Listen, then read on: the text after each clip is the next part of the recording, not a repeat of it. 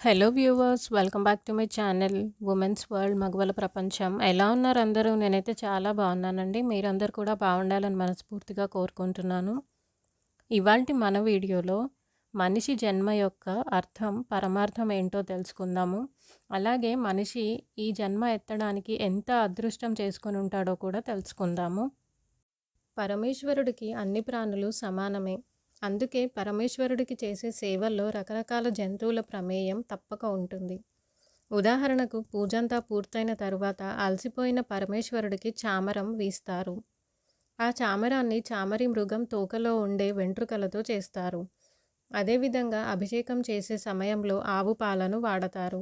తన వెంట్రుకలు ఈశ్వరుని ఖేదాన్ని కూడా తగ్గించగల గొప్పవని తెలుసుకొని చామరి మృగం వచ్చి చామరం వేస్తుందా ఈశ్వరుడికి? వేయలేదు.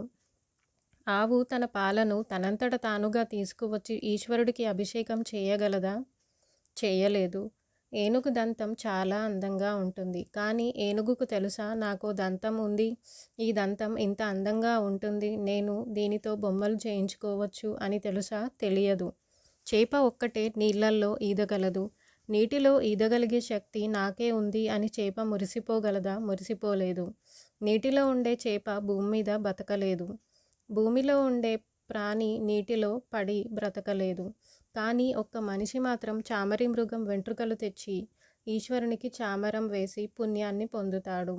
ఆవు పాలు తెచ్చి అభిషేకం చేసి ఇహమునందు పరమునందు కూడా సౌఖ్యాన్ని పొందగలడు. అలాంటి జన్మాన్ని పొందాలంటే కొన్ని కోట్ల జన్మలెత్తాలి. అలాగ జన్మ ఎత్తిన తర్వాత మాత్రమే మానవుడు ఈశ్వరుడితో మమేకమవుతాడు. దీనికోసం తనతో పాటుగా ఉన్న అన్ని జీవులకు ఉపకారం చేయాలి. ఇదే మనిషి యొక్క జీవిత అర్థం, పరమార్థం. Thanks for watching my video. నా ఈ వీడియో కనుక మీకు నచ్చినట్టయితే తప్పకుండా లైక్ చేయండి, షేర్ చేయండి, కమెంట్ చేయండి. అలాగే మరిన్ని మంచి వీడియోస్ కోసం నా ఛానల్ను తప్పక సబ్స్క్రైబ్ చేయండి.